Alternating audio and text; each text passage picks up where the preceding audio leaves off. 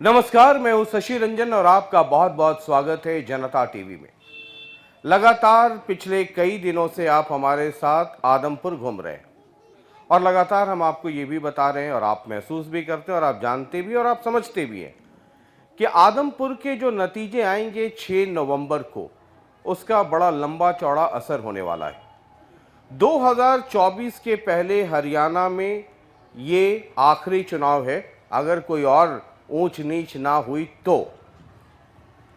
मतलब सीधा सीधा कि 2024 में हरियाणा में क्या होगा, उसकी एक मोटी तस्वीर या एक बड़ी तस्वीर कह लीजिए, वो आपको दिखने लगेगी। भजनलाल परिवार का ये गढ़ है। पिछले दशकों से ये परिवार यहाँ से जीतता रहा है। कांग्रेस एक बार फिर जोर आजमाइश के मूड में है और इस बार भूपेंद्र सिंह हुड्डा को पूरी ताकत दे दी गई है, यानी हरियाणा के वो सुप्रीमो हो गए हैं कांग्रेस की तरफ से। आईएनएलडी लड़ रही है, लेकिन कहानी में ट्विस्ट तब आ जाती है जब आम आदमी पार्टी भी मैदान में उतर जाती है। आम आदमी पार्टी के लिए भी ये चुनाव बहुत महत्वपूर्ण है। वो इसलिए कि आने वाले जो भी चुनाव होंगे या 2024 भी जो होगा, इस चुनाव में नतीजे क्या होते हैं, आम आदमी पार्टी की हैसियत यहाँ क्या होती है, वो बड़ा मायने रखेगा। बहरहाल तो हर रोज़ हम थर्मामीटर लगा रहे हैं, हमने कहा आज भी लगाया जाए। और आज जिनको हम थर्मामीटर लगा रहे हैं वो एक ज़माने में हमारी बिरादरी के हुआ करते थे, लेकिन रंग चढ़ा केजरीवाल का तो उधर शिफ्ट हो गए। अब हरियाणा में आम आदमी पार्टी के प्रभारी हैं सुशील गुप्ता, लेकिन पूरा जो चुनावी मैनेजमेंट है, उनके पत्रकारिता का जो अनुभव है, वो सब मिला जुला करके ये इंटर्नशिप कर रहे हैं। अभी ये जो होता है ना, जब आप पढ़ने जाते हैं तो समर ट्रेनिंग होती है, इंटर्नशिप होती है, तो ये अनुराग ढांडा की इंटर्नशिप भी है। और सिर्फ आम आदमी पार्टी नहीं, हमारी बिरादरी वाले भी देखना चाहते हैं कि अनुराग ढांडा जो पत्रकारिता में करते थे, वो आदमपुर की धरती पर कितना उसे कर पाते हैं। बहरहाल तो जोरदार तालियों के साथ स्वागत कीजिए अनुराग ढांडा का। आम आदमी पार्टी से हैं और राष्ट्रीय सलाहकार हैं, लेकिन आदमपुर में कमान संभाल रहे हैं। ये पहले माइक कैमरे के इधर होते थे, आजकल उधर हैं, तो कितना फर्क महसूस होता है। अभी भी आपको मैं कई बार प्रेस कॉन्फ्रेंस में देखता हूँ, सवाल करने लगते हैं। अब आपके जवाब देने वाले दिन आ गए, सवाल करने वाले समय वो समय खत्म है। तो ये ट्रांसफॉर्मेशन कैसा है? देखिए, मुझे बहुत ज़्यादा अंतर नहीं लगता, क्योंकि आप लोग भी जो करते हैं, हम भी जो करते थे, हम लोग इस भावना के साथ करते थे कि लोगों की बात को उठा पाएं। जो गरीब है, जो मजदूर है, जो दबी हुई आवाज़ है, जो सरकार और तंत्र के सामने उठ नहीं सकती, उसको माइक उपलब्ध कराते थे हम लोग, उसको आवाज़ उपलब्ध कराते थे कि वो एक जोर शोर से वो आवाज़ उठे और सरकार के कानों तक पहुंच जाए। आज भी मैं वैसा ही महसूस करता हूं, इसलिए बहुत ज़्यादा ट्रांसफॉर्मेशन नहीं है, बहुत ज़्यादा अंतर नहीं आया। मैं आज भी इसी भावना के साथ राजनीति में आया हूं कि जो दबों की आवाज़ है, जो कुचलों की आवाज़ है, जो गरीबों की आवाज़ है, उसको इतना ज़ोर शोर से हम उठा सकें कि वो सत्ता के बहरे कानों तक पहुंच जाए, या फिर अगर नहीं पहुंचे तो हम सत्ता परिवर्तन कर दें और इन गरीबों की सत्ता ले आएं। मतलब सत्ता के कानों तक पहुंचा दें, जो हम लोग कर रहे हैं अभी, या सत्ता में पहुंच जाएं। पहले आवाज़ उठाते थे आवाज़ पहुंचाने के लिए, अब आवाज़ उठाते हैं उस कुर्सी पे बैठने के लिए। दोनों में फ़र्क है। मैंने दोनों चीज़ें कही अपने वक्तव्य में, मैंने दोनों चीज़ें कही कि या तो सत्ता तक वो बात पहुंच जाए, जैसे अरविंद केजरीवाल जी कहते हैं कि अगर मौजूदा सरकार, तो उसके लिए पार्टी की क्या जरूरत है? एनजीओ पहले अरविंद चलाते थे, परिवर्तन वो पहुंचाने वाला ही काम था। मैं वही बात बता रहा हूं कि जैसे आज के दिन में भी अरविंद केजरीवाल जी क्या कहते हैं कि भाई अगर ये मौजूदा सरकारें अच्छे स्कूल बना दें, सरकारी स्कूल प्राइवेट स्कूलों से बेहतर बना दें, अच्छे अस्पताल बना दें, अलग अलग राज्य में बना दें, तो हमारी वहाँ ज़रूरत क्या है, हमें जाना नहीं पड़ेगा। लेकिन अगर नहीं बनाएंगे तो ये राजनीति में आना इसलिए है कि हम उनसे ठीक निचले पायदान पे पूरे प्रेशर के साथ खड़े हैं। अगर नहीं बनाएंगे तो इस जनता के साथ मिलकर उलट देंगे उनको। आप आदमपुर में हैं, ये पहला उपचुनाव है हरियाणा में। ये आपके लिए भी जितना कुलदीप बिश्नोई के लिए महत्वपूर्ण है, उससे ज़्यादा महत्वपूर्ण आम आदमी पार्टी के लिए। ये आपके लिए गेटवे हो सकता है, ये ओपनिंग डोर हो सकता है, हरियाणा में एक एंट्री हो सकती है। और अगर आदमपुर आप जीत जाते हैं तो आपको समझ में आती है बात कि ये 5 दशक, 50, 55 साल, 60 साल, पता नहीं कितने साल, वो किला भेद देंगे आप, तो जय जयकार तो फिर बाकी के 89 कंस्टिट्यूएंसीज में खुद ब खुद होने लगेगी। कितना टफ है। देखिए, उपचुनाव हमेशा टफ होता है, और उपचुनाव इसलिए टफ होता है कि उसमें एक बहुत मैसेज क्रिएट करना उस तरीके से पॉसिबल नहीं होता है। लेकिन हमने आदमपुर की नब्ज टटोल के देखी है, और इसलिए मैं कॉन्फिडेंस के साथ कह सकता हूं कि ये उपचुनाव दूसरे उपचुनावों से अलग है। हम आदमपुर उपचुनाव लड़ने आए क्यों, मैं आपको छोटा सा एक वाकया 2 मिनट के अंदर बता दूंगा। हम आदमपुर उपचुनाव लड़ने आए क्यों? हम उपचुनाव लड़ती नहीं है आम आदमी पार्टी, अमूमन हम अवॉइड करते हैं। लेकिन आदमपुर में इस चुनाव से पहले खट्टर सरकार ने ऐलान किया कि 105 सरकारी स्कूलों को हम बंद कर देंगे। हमने पूरे हरियाणा के अंदर आंदोलन शुरू किया, गांव-गांव से आवाज़ आने लगी। पहली बार हरियाणा में इतिहास में ऐसा हुआ होगा कि गांव-गांव से आवाज़ आने लगी, लोग सड़कों पे आ गए कि स्कूल खोलो, टीचर दो हमें। गांव-गांव से आवाज़ आने लगी। उन्हीं में से 6 स्कूल ऐसे हैं आदमपुर के अंदर जहां पर हम उसी शिक्षा संवाद के जरिए यहां पहुंचे थे। उनमें से 6 स्कूल ऐसे हैं जो या तो बंद हो गए या जहां पे टीचर खत्म हो गए। अब ये टीचर खत्म होने किससे नुकसान किसका है, ये स्कूल बंद होने से नुकसान किसका है? कुलदीप बिश्नोई जी के बेटे या उनके दोस्तों के बेटे तो प्राइवेट स्कूलों में पढ़ते हैं, विदेशों में पढ़ते हैं। ये गरीबों का नुकसान है। जब हम उन लोगों के बीच में गए, जब स्कूलों के बारे में चर्चा की, तो उन्होंने कहा जी बर्बाद कर दिया। 1968 से लगातार ये बनते आ रहे हैं, 4 साल 11 महीने यहाँ आते नहीं हैं। और ठीक वही कोइंसिडेंस था कि अरविंद केजरीवाल जी उस वक्त मेक इंडिया नंबर 1 मिशन उन्होंने लॉन्च किया था, और उन्होंने कहा कि परिवारवाद खत्म करना पड़ेगा, दोस्तवाद खत्म करना पड़ेगा, तो भारतवाद आएगा, मेक इंडिया नंबर 1 मिशन होगा। ठीक वही पूरी परंपरा आप आदमपुर के अंदर देख सकते हैं। मिली तस्वीर है इन दोनों चीजों की। आदमपुर यहां परिवारवाद चला रहा है 1968 से, राज परिवार बना के रख दिया। 3-4 लोगों के अलावा आदमपुर में कोई नजर ही नहीं आता इस परिवार को। और ठीक उसी तरह से 200 करोड़ का केस सेटल करने के लिए दोस्तवाद का सबसे बड़ा उदाहरण बना दिया कि बीजेपी में चले जाओ, सारे केस सेटल हो जाएंगे। इन दोनों को उखाड़ फेंकने के लिए सिंबॉलिक लड़ाई यहां से शुरू की, जो आज जमीन पे उतर चुकी है, धरातल पे उतर चुकी है। सारे आदमपुर के लोग, जितने दबे कुचले गरीब लोग हैं, जितने पिछड़े लोग हैं, जिनके पास जिनके अधिकारों का हनन हुआ, वो सब जुड़ गए इस लड़ाई के अंदर। Make India number 1, make Haryana number 1 की शुरुआत आदमपुर से करें। जब पंजाब आप चुनाव लड़े और जब जीते, तो अरविंद केजरीवाल जैसे सूरमा भी, पूरी आम आदमी पार्टी एक कैंडिडेट की बड़ी जोर शोर से चर्चा कर रही थी। कह रही थी जी देखिए, मोबाइल बनाने वाला चुनाव जीत गया। आदमपुर में आप गरीबों की लड़ाई लड़ेंगे, कैंडिडेट का बैलेंस शीट देखिए तो करोड़ों में है। ऑपोजिशन वाले पूछते हैं कि ये कौन सा आम आदमी है या खास आदमी है। आप दे देते किसी गांव से कोई महिला, कोई बच्ची, या बच्ची तो नहीं 18 साल से ऊपर, आप उनको टिकट दे देते, कहते जी हम इनकी लड़ाई लड़ रहे हैं, ये लो टिकट दे दिया।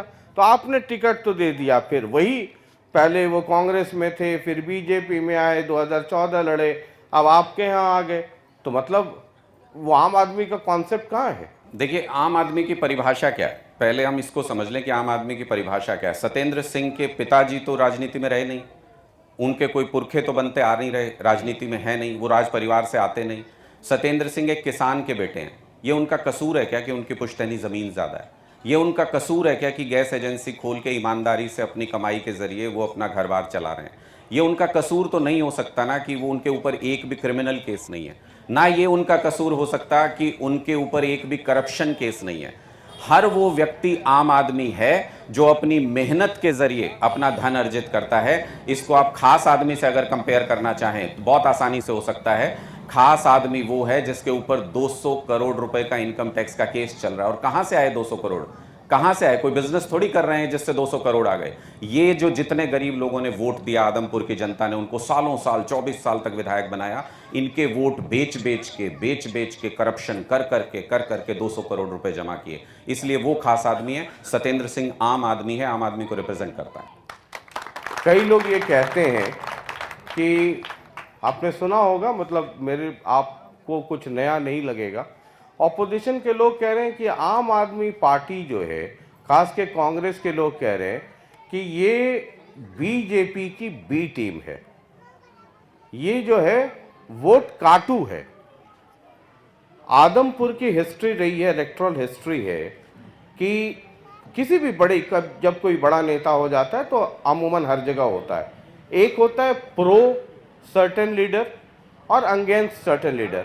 अब अगर आदमपुर की बात करें तो भाई साहब ये मोबाइल पे थोड़ा रुक जाएंगे क्या, मेरी जगह आपकी ही आवाज़ चली जाएगी। तो एक है कि भजन लाल जी के पक्ष में और भजन लाल जी के खिलाफ। कांग्रेस के लोग कह रहे हैं कि देखो ये कैसे सेटिंग कर ली है और यहाँ से कैंडिडेट दे दिया, ये सिर्फ हरवाने आए हैं। भजन लाल का जो मुख्य विरोधी है उसको हरवाने आए हैं, ये जीतने नहीं और किसी को खुद जीतने नहीं, किसी को जितवाने और किसी को हरवाने आए। अच्छा, मैं 2-3 दिलचस्प बातें आपकी बात में से ही बताता हूँ। एक तो ये भजन लाल जी और उनके खिलाफ वाला चुनाव नहीं है, ये कुलदीप बिश्नोई और उनके खिलाफ वोट वाला चुनाव है। 24 साल भजन लाल जी के नाम पे तो कुलदीप बिश्नोई जी बने ना, इतनी बार विधायक बने, लेकिन 24 साल से कुलदीप बिश्नोई यहाँ पे काम कर रहे हैं। अब भव्य बिश्नोई को लेके आए हैं, तो जो काम तोला जाएगा वो कुलदीप बिश्नोई जी का तोला जाएगा। वो आए कि नहीं आए कॉन्स्टिट्यूंसी में, काम किया कि नहीं किया, ये कुलदीप बिश्नोई जी के बारे में जाना जाएगा। और इसलिए ये कुलदीप बिश्नोई जी वर्सेस आदमपुर की जनता जिनका उन्होंने काम नहीं किया, ये वो वाला चुनाव है, सबसे पहली चीज़। दूसरी चीज़ कि आपने पूछा कि ये जो परंपरा चली आ रही है, मैं ये इन बाकी पार्टियों से पूछना चाहता हूँ, कांग्रेस हो, इनेलो, किसी को भी मान लीजिए आप, इसमें 1968 से लेके लगातार यहाँ पे भजनलाल परिवार के विधायक बनते आ रहे हैं। हम तो अभी आए हैं ना, इससे पहले किसी ने रोका था क्या उनको? हरा लेते ना, अगर हरा सकते थे तो। एंटी इनकम्बेंसी तो एक बार में हो जाती है, 2 बार में हो जाती है, 3 बार में हो जाती है, हरा लेते अगर हरा सकते थे। असलियत ये है कि इन्होंने कभी हराना नहीं चाहा, ये फिक्सिंग करती थी सारी की सारी पार्टियां यहां पे, और हमेशा इस तरीके का कमजोर उम्मीदवार कुलदीप बिश्नोई जी के खिलाफ उतारा जाता था कि या तो बाहरी उम्मीदवार उतार दिया जाता था, और हमेशा कुलदीप बिश्नोई जाके लोगों के बीच में कह देते थे मैं जैसा भी हूं, निकम्मा हूं, जो भी हूं तो आदमपुर का, ये बाहर का है। हमेशा ये चुनाव रहा, या फिर इतना कमजोर कैंडिडेट दे देते थे कि कुलदीप जी आसानी से जीत जाते थे।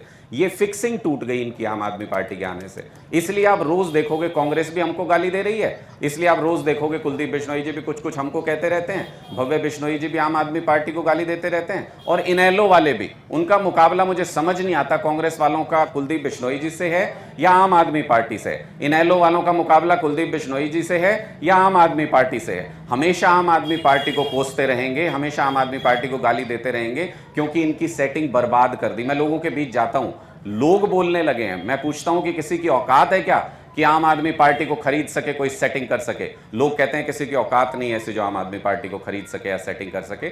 इस बार इनकी सेटिंग तोड़ेंगे, दादा लाइट तोड़ेंगे इस बार यहाँ पे। तो ये आपको लगता है कि आईएनएलडी से की सेटिंग है बीजेपी से? ये तो मतलब विचित्र स्थिति है। आम आदमी पार्टी कहती है आईएनएलडी और कांग्रेस की सेटिंग है बीजेपी से, कांग्रेस वाले कहते हैं आम आदमी पार्टी और आईएनएलडी की है, अभय सिंह कहते हैं कि इन दोनों ने सेटिंग कर ली हमारे वाले को हरवाने के लिए। मतलब ये नूरा कुश्ती जो है वो उस तरफ कबड्डी में जितने लोग हैं सब आपस में ही कबड्डी कबड्डी कबड्डी कबड्डी खेल रहे हैं।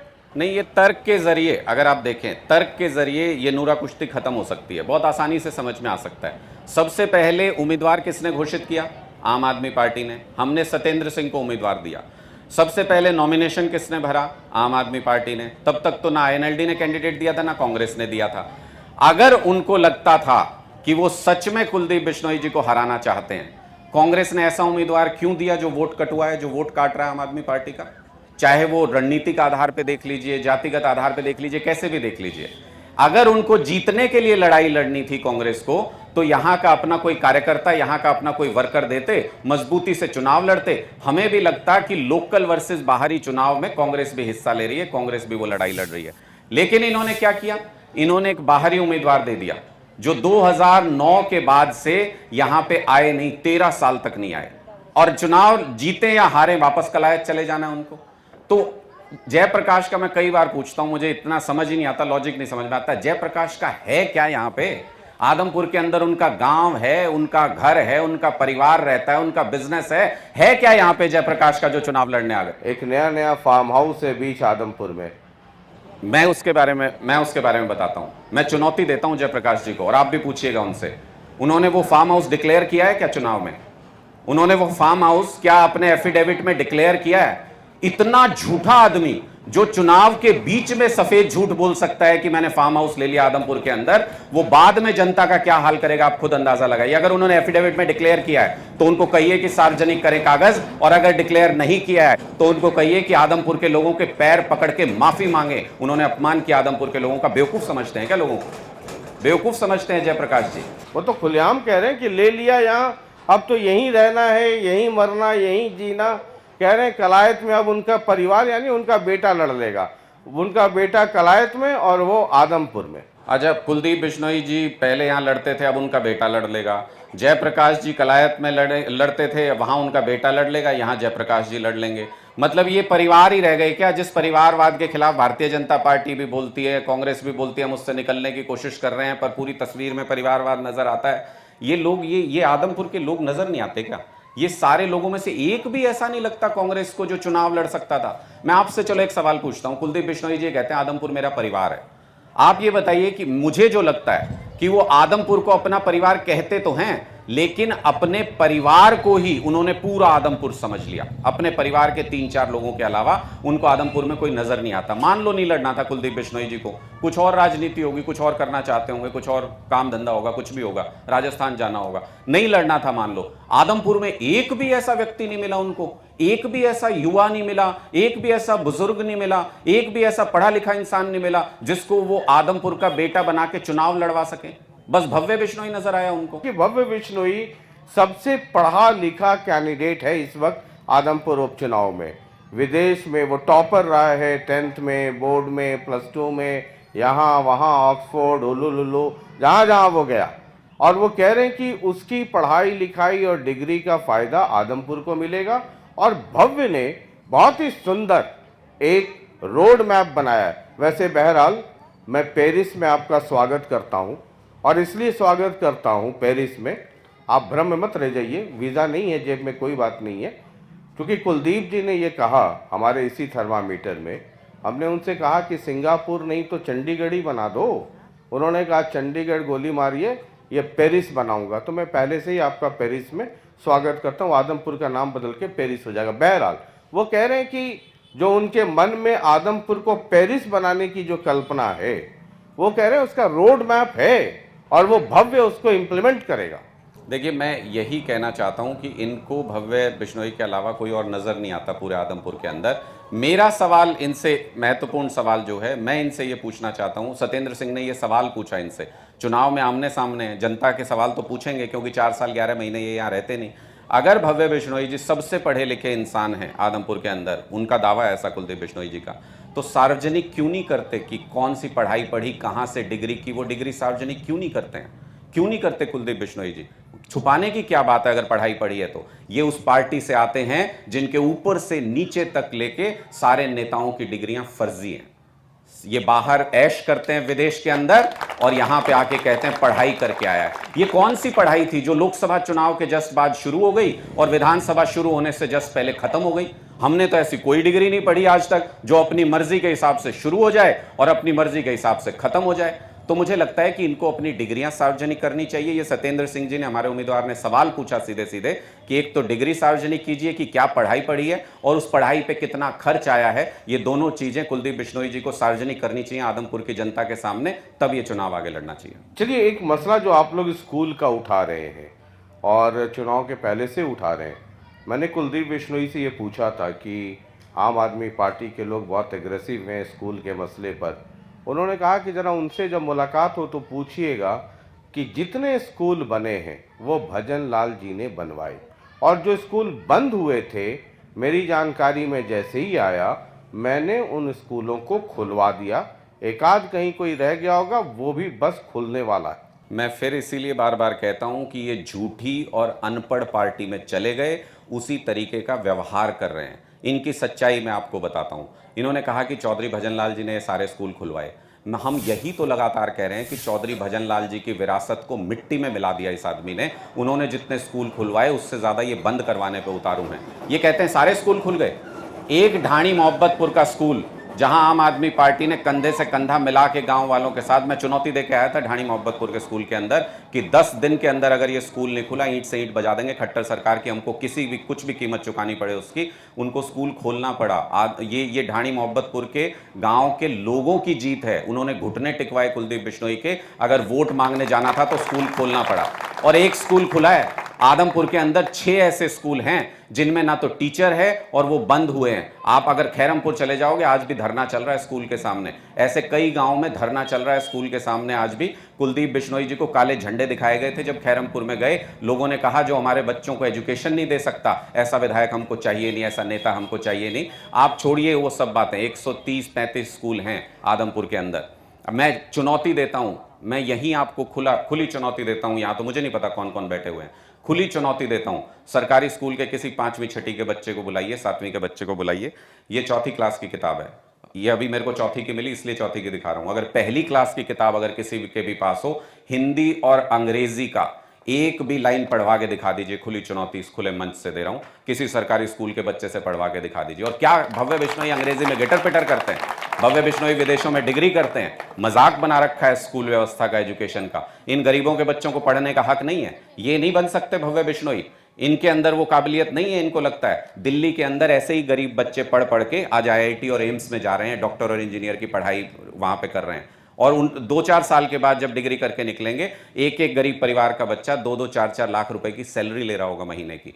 ये होता है तरक्की कराना। अगर 24 साल में कुलदीप बिश्नोई चाहते, आज रो रहे हैं कि हमारा उम्मीदवार करोड़पति है करोड़पति है, ये उनकी नाकामी है। अगर 24 साल में कुलदीप बिश्नोई चाहते तो हजारों करोड़पति आदमपुर के अंदर पैदा कर सकते थे, हजारों बच्चों को करोड़पति बना सकते थे। ठीक है, डेवलपमेंट के लेकर करके भी कुलदीप जी से जो मैंने सवाल किया था कि डेवलपमेंट को लेकर के सड़कें टूटी हैं, तमाम तरह की परेशानियां हैं, कुलदीप कह रहे थे 550 करोड़ के प्रोजेक्ट उन्होंने पास करा दिए, 250 करोड़ का काम हो गया, बाकी का हो जाएगा।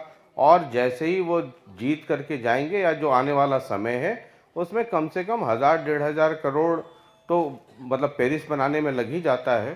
तो मैं उम्मीद करता हूँ 1000-2000 करोड़ में शायद ये पेरिस भी बन जाएगा। कहने का मतलब कि एकदम चंडीगढ़ से नल वहाँ से होता है ना वाटर पाइपलाइन, वहाँ से प्रोजेक्ट चलेगा और सीधा आदमपुर में वो लैंड करेगा। और आप लोग कह रहे हैं कि काम ही नहीं हुआ। वो तो कह रहे हैं 350 करोड़ का काम पिछले 1.5-2 साल में हो गया। देखिए, मैं पेरिस पे बोलना नहीं चाहता था, आपने पहले भी सवाल पूछा था, क्योंकि ये जख्मों पे नमक छिड़कने जैसा है। मैं जहां तो बैठा हूं पेरिस में आपका स्वागत करता हूं। भाई मैं हो सकता है अगली बार जब आप आए चुनाव लड़ने तो ये पेरिस हो चुका होगा। मैं यही बोल रहा हूं कि मैं इसलिए नहीं बोलना चाहता था कि ये जितने भी गरीब लोग यहाँ पे बैठे हुए हैं, जितने आसपास के लोग बैठे हुए हैं कॉलोनी के, इनके जख्मों पे नमक छिड़कने जैसा है आदमपुर को पेरिस कहना। कोई सड़क, कोई गली, यहाँ से बाहर निकल जाइए आपको साबुत नहीं मिलेगी। कोई बस्ती ऐसी नहीं मिलेगी जहाँ पे सीवेज लाइन प्रॉपरली बिछी हो। कोई बस्ती ऐसी नहीं मिलेगी जहाँ पे कि आपने सड़कें बनवा रखी हो पूरी। कोई जगह ऐसी नहीं मिलेगी जहाँ साफ पीने का पानी आता हो। अगर पेरिस ऐसा है तो भव्य बिश्नोई को भेज दें पेरिस में, इन गरीबों को भेजने की जरूरत नहीं है। इनको अच्छा हिंदुस्तान दे दीजिए, अच्छा इंडिया और अच्छा आदमपुर दे दीजिए, वही काफ़ी है। लेकिन इनका सोचने का तरीका अलग है। मैं बताता हूँ, आप कह रहे हो ना, इन्होंने कहा कि हम सरकार में आ गए हैं तो अब इतना काम करा देंगे, हमें इतने करोड़ के प्रोजेक्ट ले आएंगे। तो मैं आपको बताता हूँ, एक बुजुर्ग ने मुझे बताई है गाँव में बात, और मेरे जहन में बैठ गई वो बात, और गाँव गाँव में अब इस बात की चर्चा है। मैं आपको बताता हूँ, एक बुजुर्ग ने कहा कि मेरे पास एक ऐसा नुस्खा है कि आदमपुर का विकास हो सकता है। आप सोचिए कि मैं चुनाव के बीच में हूं, मैं प्रचार कर रहा हूं, और कोई मुझे ये कह दे कि मेरे पास ऐसा नुस्खा है जिससे आदमपुर का विकास हो सकता है, बहुत अच्छा विकास हो सकता है। मेरी आंखें चमक गई। मैंने उनको कहा कि आप हमें बताइए क्या नुस्खा है, हम उस पर काम करने की कोशिश करेंगे। उन्होंने कहा कि 24 साल तक विधायक बना के तो हमने देख लिया, इनको विधायक बना के विकास नहीं हो सकता। मैंने कहा फिर कैसे हो सकता है? बोले इनको बाप बेटे को 1.5 साल तक घर बिठाना पड़ेगा। मैं चौंक गया एकदम से, मुझे भी अजीब सा लगा। मैंने कहा जब विधायक बना के विकास नहीं हो सकता तो घर बिठा के कैसे हो जाएगा? बोले बेटा हमारा भी तजुर्बा है, सालों साल का तजुर्बा है। अगर इनको बाबू बेटे को घर बिठा दिया 1.5 साल के लिए तो बाप जाएगा चंडीगढ़, खट्टर के हाथ पैर जोड़ेगा और इसको कहेगा भव्य को यहाँ पे कि नालायक कुछ दिन कॉन्स्टिट्यूंसी में बिता, वहां से करोड़ों के प्रोजेक्ट ले लेके आएगा, क्योंकि 2024 में दोबारा चुनाव लड़ना है इन लोगों को यहाँ से। तो आपको ये लगता है कि आदमपुर पेरिस इनको चंडीगढ़ भेज के नहीं, आदमपुर रख के हो सकता है? इनको अगर घर बिठा दिया जाए 1.5 साल में उतना विकास हो सकता है जितना ये 24 साल में नहीं कर पाए। मैं बताता हूं कैसे। एक तो ये प्रोजेक्ट ले लेके आएंगे, चंडीगढ़ से भाग भाग के ये प्रोजेक्ट लेके आएंगे वहां से। क्यों? क्योंकि इनकी दादालाई टूट जाएगी, इनको पता चल जाएगा कि अब भजनलाल जी के नाम पे वोट कोई नहीं देगा इनको, तो ये काम करेंगे खूब, वहां से प्रोजेक्ट ले लेके आएंगे, खट्टर साहब के चाहे पैर पकड़ने पड़े करेंगे ये काम। दूसरा, आम आदमी पार्टी का विधायक बनेगा सत्येंद्र सिंह।